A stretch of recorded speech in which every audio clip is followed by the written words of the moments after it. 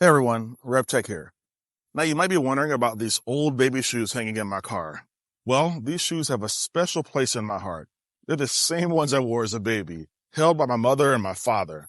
And whenever I see them, I'm reminded of the foundation that my mom laid for me and the literal steps she helped pave to set me on the path to a life in technology.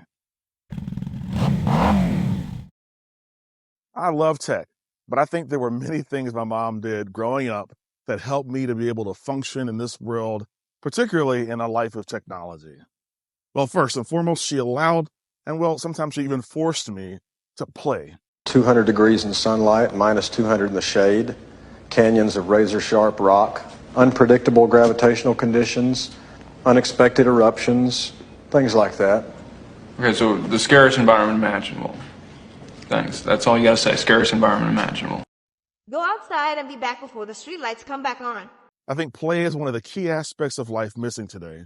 Schools don't have recess, playgrounds seem to only be for toddlers, and adults just line the playground while kids sit around and play. I believe play is essential to life. Why? Because it forces us to be creative. Comment below if you've ever made a playground structure into a spaceship. Extend the bounds of reality. Play forces us to think outside the box. In an age where science fiction is now becoming science fact, with the colonization of Mars and the moon and asteroids, these are all real possibilities. Creativity and outside the box thinking are essential.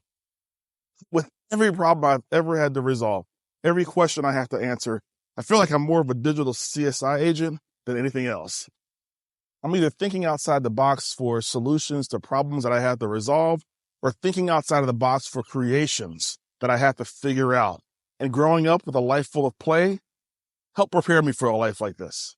So my mother also allowed me to experiment. I remember in the 4th grade, I was crowned the mad scientist for an experiment I did with sea monkeys. I grew them for a month and then forgot about them. And I don't want to tell you what it looked like when I remembered what they were. My mom was the one who got me that kit, and she got me so many other science kits growing up. And for some reason, none of them ever seemed to have all the parts to them, yet I still figured out how to use them. I'd watch my mother cook and reproduce everything that she ever cooked. There was a time when she made tomato stuffed with tuna salad. Now, I had never made tuna salad before, and so I remember that I didn't drain the oil from the tuna, and I used mustard because we didn't have mayo. Well, when dinner time came, she celebrated everything that I created. She looked at it and she appreciated so much that she gave it to my father to eat. I'll say that story for Father's Day. Anyway, experimentation as a kid became experimentation as an adult, and experimentation continues to be key in my life in this world full of tech. Thirdly, she taught me grace by allowing me to fail and mess up and supporting me, but she also balanced it with truth, which meant holding me accountable and responsible. I was the first one. I was the oldest of 3 and then 4 and now 8.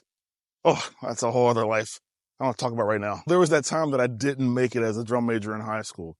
She was there to pick up the pieces, and I was able to go cry into her arms. Yes, as a 17-year-old guy crying in my mother's arms.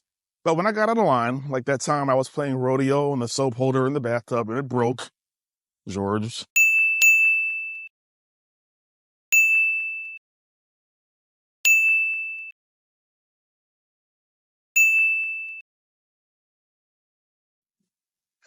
Well, she reminded me of that accountability and responsibility and took it out on my...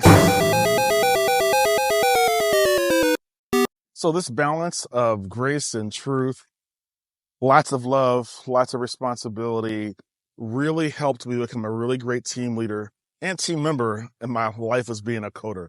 As a coder, you quickly learn that you've got to be responsible and accountable for the fixes and also the breaks that you bring to your code stack. When you mess something up, you got to be accountable for that. But when leading a tech team, you've also got to give grace when things don't work out either, especially for junior developers and junior coders on your team. Those experiences with grace and truth, accountability and responsibility really helped me out in my life, and I continue to use them every single day. Okay, so those are just a few ways my mother's wisdom and actions helped shape my career in tech. I owe so much of my journey to her, so much of my journey for her encouragement and her support. As we wrap up, I want to just take a moment to wish a very happy Mother's Day to all the amazing mothers out there. Your love and your patience and your guidance really make the world a difference and make our lives a much better place. And as a special message to my wonderful wife of 25 years, Anne, thank you for being an incredible mother to our children and for all the love and support you give our family, and me especially, every single day. We appreciate you more than words can ever say. So thanks for joining me on this special Mother's Day. Don't forget to like, comment, subscribe, and then share your own stories about how your own mother has influenced your life, whether it's in technology or any other area as well. And until next time, take care and keep exploring the wonders of technology. RevTech out.